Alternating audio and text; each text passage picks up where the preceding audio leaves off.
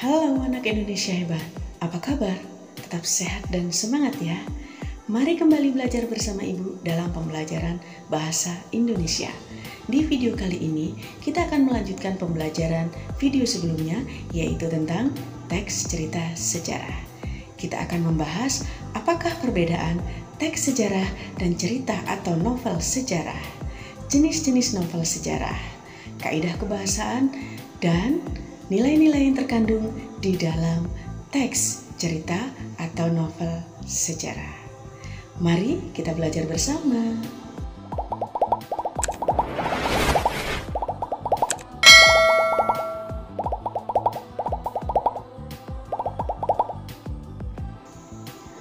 Pernahkah kalian membaca novel yang berlatar belakang sejarah?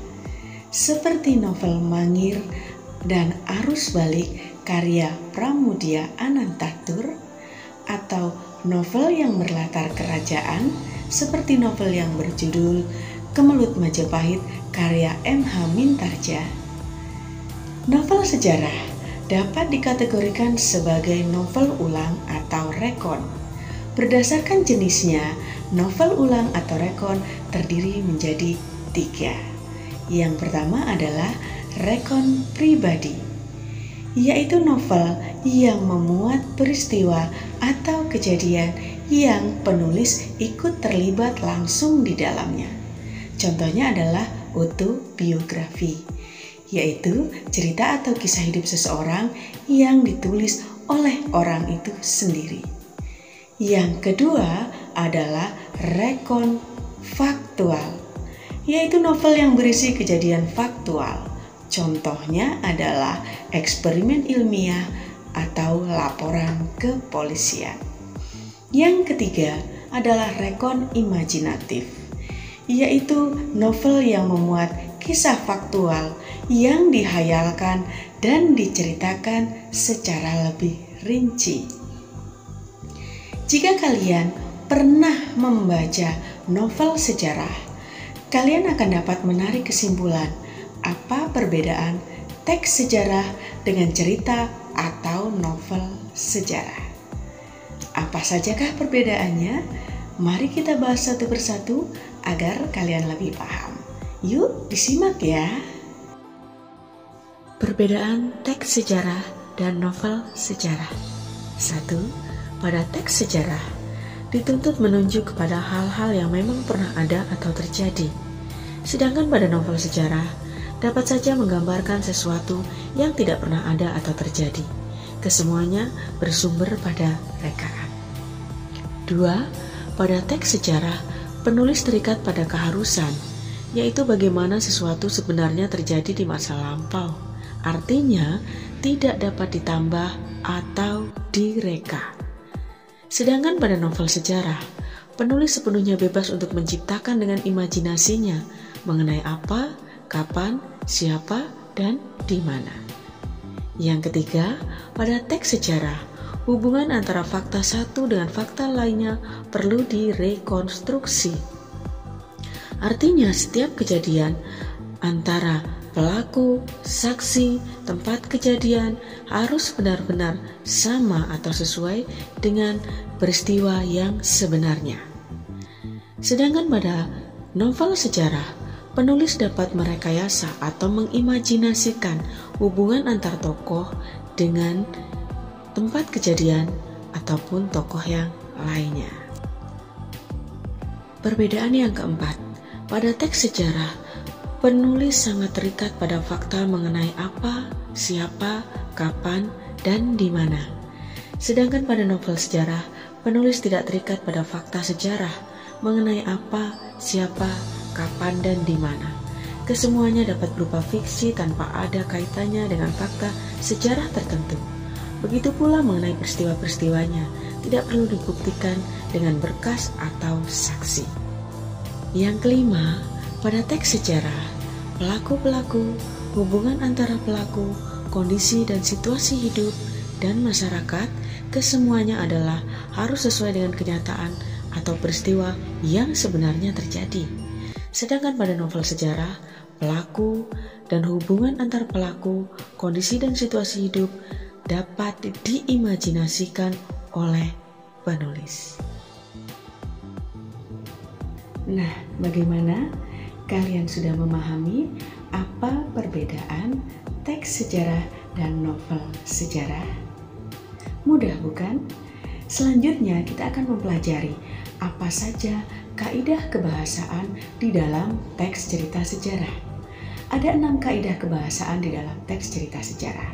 Di antaranya, 1. Menggunakan kalimat bermakna lampau.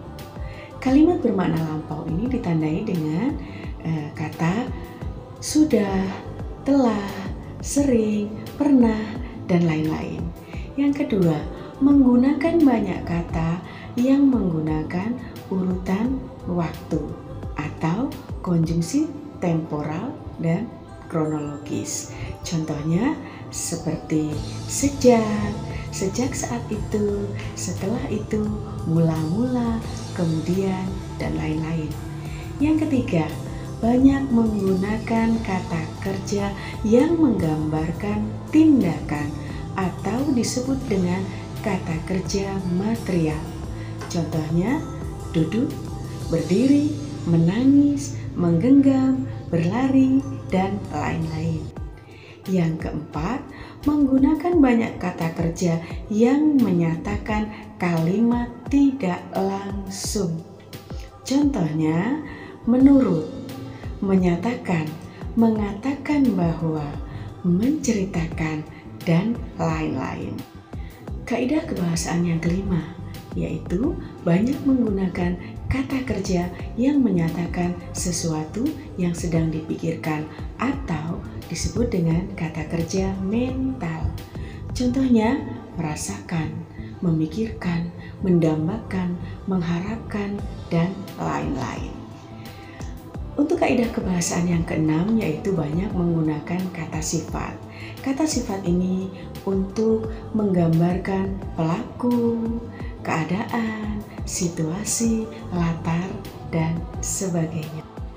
Nah, itu tadi kaidah kebahasaan yang terdapat di dalam teks cerita atau novel sejarah.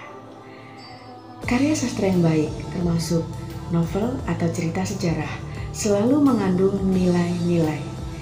Nilai-nilai tersebut dikemas secara implisit di dalam alur, tokoh, latar, dan tema. Apa saja nilai-nilai yang terkandung di dalam cerita atau novel sejarah? Yang pertama adalah nilai budaya, yaitu nilai yang memberikan atau mengandung hubungan yang mendalam dengan masyarakat, peradaban, dan kebudayaan. Yang kedua adalah nilai moral atau etika, yaitu nilai yang menggambarkan ajaran yang berkaitan dengan moral atau etika.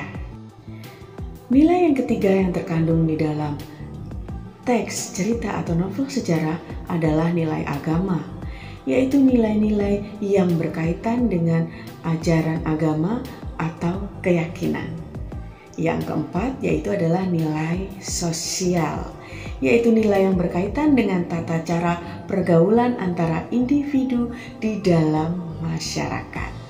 Yang terakhir, kelima, yaitu nilai estetis, yakni nilai yang berkaitan dengan keindahan, baik keindahan struktur, pengembangan cerita, fakta cerita, maupun teknik penyajian cerita.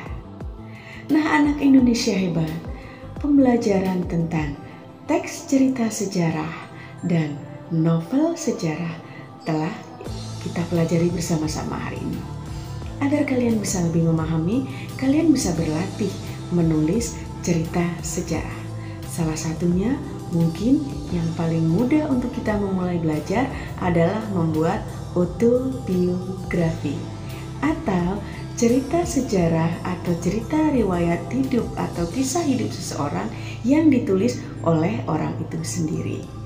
Silakan kalian berlatih, bisa mulai membuat dari bagian pendahuluan atau orientasi. Kalian bisa tuliskan di kolom komentar ya. Dan tetap semangat untuk belajar. Semangat selalu, anak Indonesia hebat.